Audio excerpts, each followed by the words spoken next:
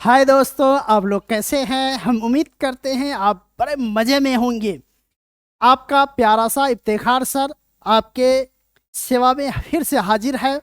आज बड़ा मज़ेदार चैप्टर का नाम है दो चर वाले रेखिक समीकरण। चैप्टर का क्या नाम है दोस्त, तो ध्यान देंगे। चैप्टर का नाम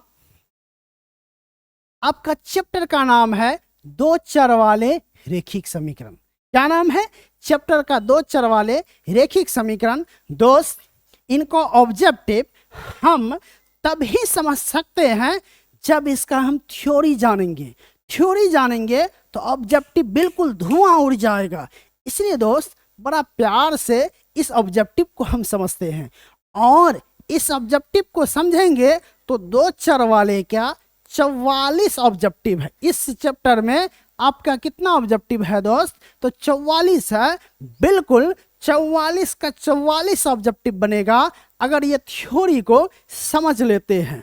तो दोस्त ध्यान दीजिएगा, थ्योरी क्या कहता है? तो थ्योरी कहता है, था ध्यान दीजिएगा, दो चरों में, कितने चर में कहना है? दो चरों में एक रेखिक समीकरण युग्म द्वारा निरूपित रेखा, यानी दो चरों में, सुनिएगा, चर कितना चर में है दोस्त? दो चर। कह रहा दो चरों में एक चर, दो चरों में एक रेखिक समीकरण युग्म मीन्स होता है जोड़ा।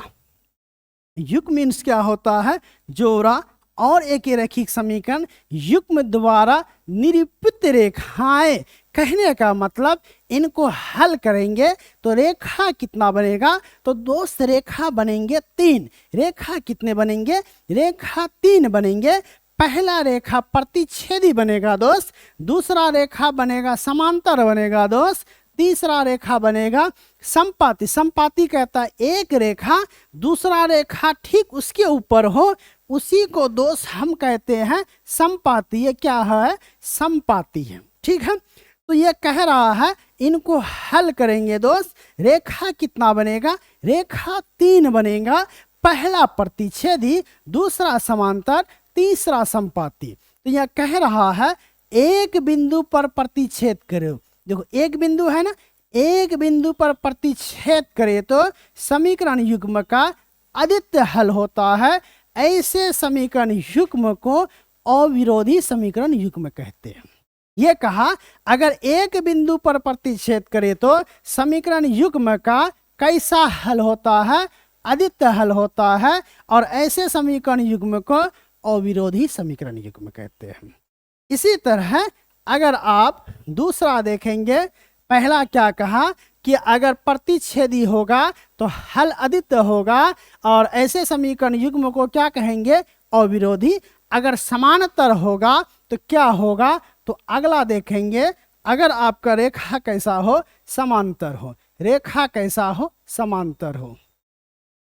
ध्यान दीजिएगा, यह कहा अगर आपका रेखा कैसा हो? समांतर। इसलिए कहा समांतर हो तो समीकरण युग्म का कोई हल नहीं होगा। ऐसे समीकरण युग्म को विरोधी समीकरण युग्म कहते हैं। क्या कहा दोस्त? अगर रेखा समांतर होगा तो हल क्या होगा? हल कोई हल नहीं होगा। ऐसे समीकरण युग्म को विरोधी समीकरण युग्म कहते हैं। समांतर होगा, हल कैसा होगा? कोई हल नहीं होगा। ऐसे समीकरण युग्म को विरोधी समीकरण युग्म कहते हैं। अगर संपाती हो तो समीकरण के अपरिमित रूप से अनेक हल होते हैं। ऐसे समीकरण युग्म को आश्रित कहते हैं। कहने का मतलब रेखा अगर संपाती होगा तो हल कैसा होगा? हल होगा अनेक। और ऐसे समीकरण युग्म को क्या कहते हैं? आश्रित कहते हैं दोस्त। रेखा समांतर है, हल कोई नहीं, और ऐसे समीकरण युग्म को विरोधी कहते हैं। अगर रेखा संपाती हो तो हल होगा अनेक, और ऐसे समीकरण युग्म को क्या कहते हैं दोस्त? आश्रित कहते हैं। क्या कहते हैं? आश्रित कहते हैं। और इनको बेहतर अंदाज से हम समझेंगे। और अगला देखते हैं,